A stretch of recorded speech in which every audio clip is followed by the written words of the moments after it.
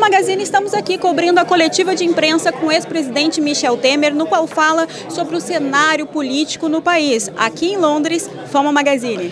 Senhor presidente, o senhor falou hoje que não sabe ainda quem vai vencer as eleições, mas quem seria a melhor opção para vencer as próximas eleições para o Brasil? Bom, se você me perguntar sobre o foco político, você sabe que o MDB tem uma candidata extraordinária que é a Simone Tebet, né? Então, neste momento, eu diria que a Simone Tebet. Agora, de qualquer maneira, eu tenho dito com frequência que as instituições democráticas estão tão solidificadas que eleja-se quem eleger-se, vai ter que cumprir a Constituição, vai ter que estar ao lado do Congresso Nacional, portanto vai exercer democraticamente o poder. Mas numa visão política de um segundo turno entre Luiz Inácio Lula da Silva e Jair Bolsonaro, qual seria a melhor opção para o Brasil? Você me pergunta no segundo turno, né? Realmente agora não vou responder. Tá certo. Temer, e sobre a sucessão presidencial, o que você teria a dizer? Eu acho que tem que fazer uma campanha muito adequada, mas uma campanha não apenas de natureza pessoal, mas uma campanha pautada por projetos, né? E não é projeto do tipo sou a favor da segurança, sou a favor da saúde, sou a favor da educação, são projetos palpáveis, concretos, do tipo seguinte, o candidato, a candidata, tem que dizer, olha aqui, eu vou criar, vou só exemplificar, 5 milhões de vagas de ensino em tempo integral, a necessidade de ampliar os hospitais do SUS para os vulneráveis, estamos mandando estudar a construção de 80 ou 90 hospitais para atender os vulneráveis. São propostas concretas. E daí eu, eleitor, eu olho aquele projeto e digo, de quem é esse projeto? De fulano de tal, fulano de tal. Eu voto no fulano ou na fulana, né? Isso é o ideal dos ideais. Primeiro ponto. Segundo ponto, é preciso fazer a campanha com muita tranquilidade. Tem que ser um embate de ideias, de programas, de projetos, não um embate de natureza pessoal.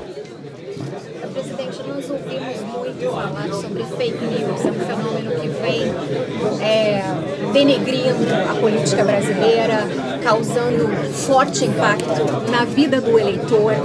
Como é que a gente pode lidar com isso durante as eleições? Tem que haver uma regulamentação legal, não é fácil, não é fácil. Eu tenho experiência a respeito disso, mas uma regulamentação legal que impeça, por exemplo, o anonimato. Se você me perguntar como realmente conseguir, digamos, tecnicamente fazer isso, eu não saberia responder nesse momento. Mas é preciso encontrar meios e modos que evite o anonimato. Se você evitar o anonimato, você não tem mais a possibilidade da notícia falsa. Ou melhor dizendo, pode haver notícia falsa, mas quem der a notícia falsa será responsabilizado. E qual você vê o papel da mídia nessas eleições especificamente? Mudou o papel da mídia ou não? Importantíssimo, né? Porque a mídia, a imprensa, né? Aliás, fala-se muito em liberdade de imprensa, mas na verdade o que a Constituição fala é liberdade de informação. E, portanto, a liberdade de imprensa é conteúdo de um continente chamado liberdade de informação. Por isso que é importante, porque a liberdade de imprensa se destina a trazer todas as informações para o povo.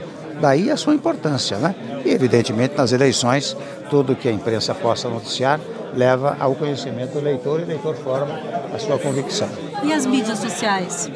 As mídias sociais são as tais que precisam ter um pouco de controle, né? Porque a mídia social muitas vezes permite irresponsabilidade nos dizeres, né? E quando os dizeres são irresponsáveis e não identificáveis, elas criam um problema para aqueles a quem se dirige a mídia social. Você acredita que a desinformação pode vencer as eleições esse ano? Não, olha, notícia falsa pode influenciar. Porque até há tempos atrás, eu confesso que eu vi uma pesquisa dizendo que mesmo sabendo que a notícia é falsa, há cerca de 22% que acredita que a notícia falsa é verdadeira, né? Então, ela pode atrapalhar, não tenho dúvida disso. Como conhecedor e operador do direito, tanto como advogado, como conhecedor das leis e também como parlamentar, como o senhor vê a intervenção do STF nos demais poderes, legislativo e também no executivo? Não é exatamente intervenção, né? Você sabe que a jurisdição é algo inerte, ela só age se provocada. E muitas vezes o Supremo é provocado. E é provocado, basicamente, eu digo isso sem medo de errar, pela classe política. E quando é provocado, ele tem que decidir. Então não há uma intervenção. Se ninguém provocar o Supremo não vai se manifestar. duas perguntas mais só para terminar. Nós tivemos recentemente um episódio de uma grande ligação sua com Alexandre de Moraes, naquele episódio do possível ameaça do golpe do 7 de setembro. O senhor vê isso com bons olhos e a possibilidade disso acontecer de novo? Não vejo não. Você sabe que naquela oportunidade houve uma coisa modesta, que era restabelecer o diálogo entre o executivo e o legislativo. Uma diplomacia, né? Algo sutil. Está previsto na Constituição. Naquela ocasião? Não, houve um bom diálogo. Simplesmente isso. Um bom diálogo entre o executivo, no caso o presidente, e o Supremo, no caso o ministro, né? Houve um ótimo diálogo e aquilo distensionou as relações. E vocês se recordam? Uma carta até. Originou até uma carta, né? Uma carta. Uma carta, claro, claro, claro. E naquele momento não foi só a harmonia entre os poderes, foi que nós evitamos, todos evitaram, uma grande conflagração nacional, porque aquilo poderia gerar uma conflagração civil que seria prejudicial para o país. Eu acho que isso deu resultado naquele momento.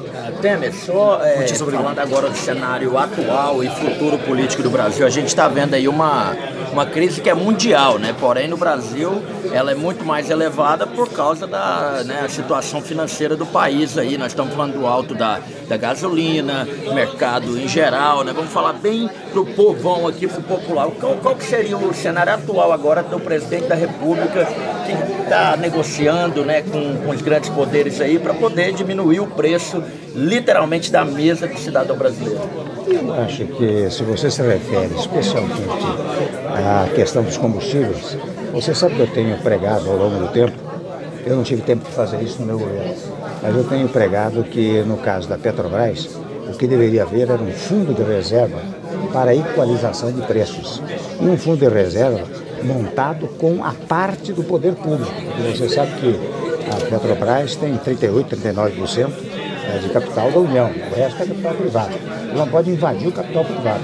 Mas no tocante aos valores da União, poderia fazer um fundo de equalização que se destinasse metade dele para ser investido no momento que houvesse necessidade de aumento do combustível, valor do combustível. E a outra metade também para combater a miséria.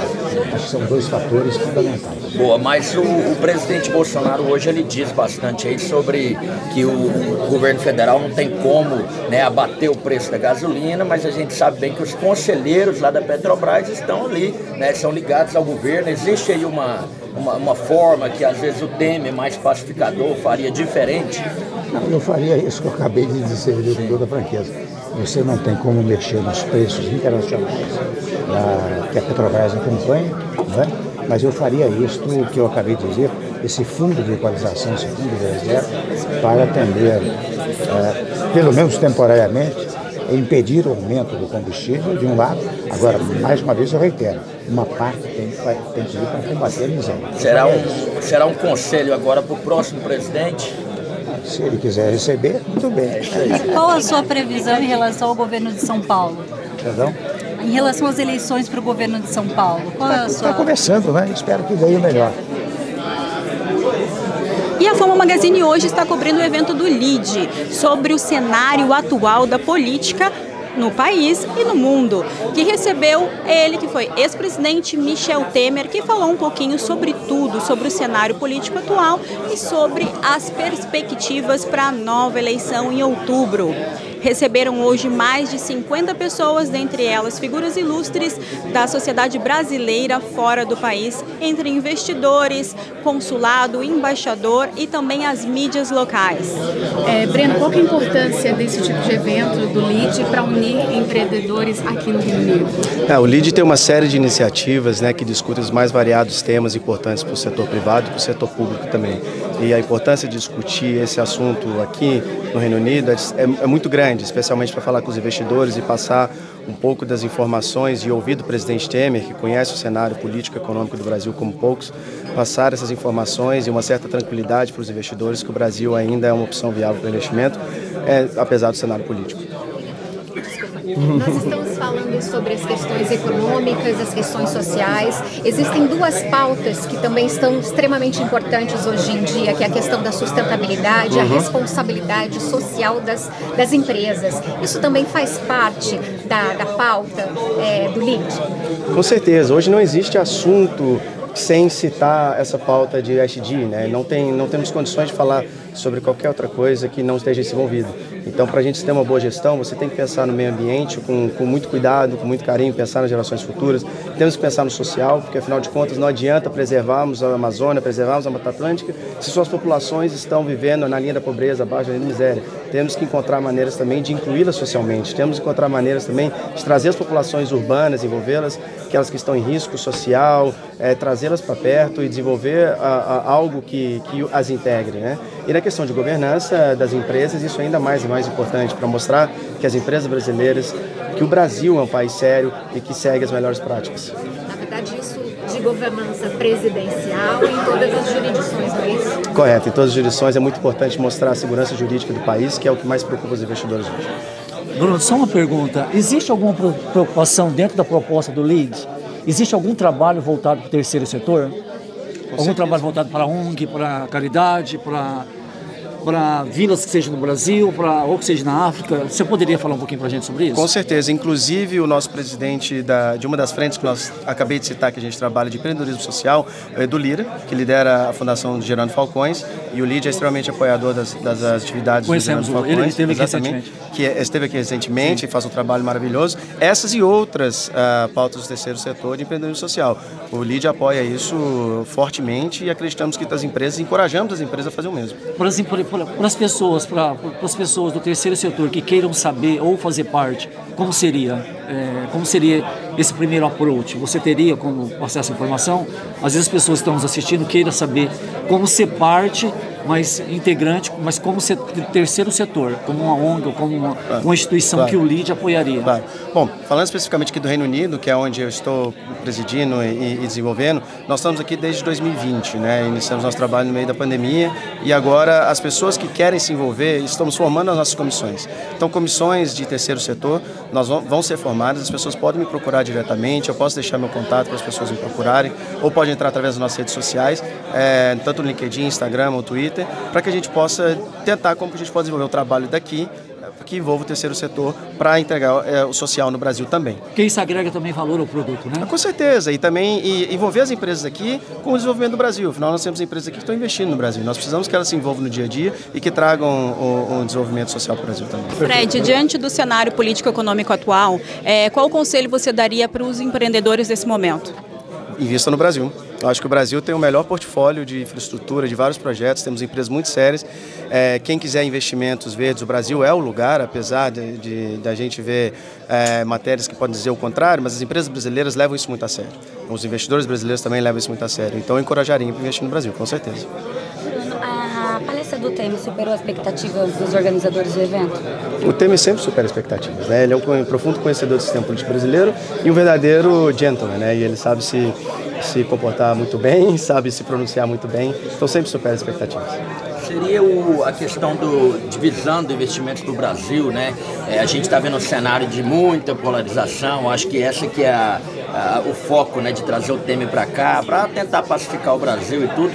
O LEAD está trazendo isso desde 2020 para cá, mas qual que é o plano futuro agora de que popularizar o LEAD também e, quem sabe, trazer aí os mais de 240 mil brasileiros aqui com o LEAD aí e trabalhar junto?